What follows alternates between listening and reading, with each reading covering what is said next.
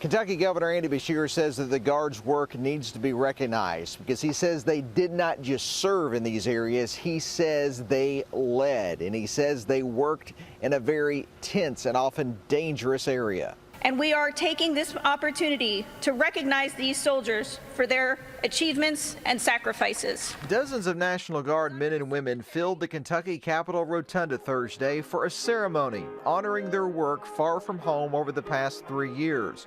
Work that was spent on the United States border with Mexico, assisting with support command and control. There were 750 Kentuckians as part of that assistance, which Governor Beshear says often dealt with policing illegal border crossings, often in dangerous territory.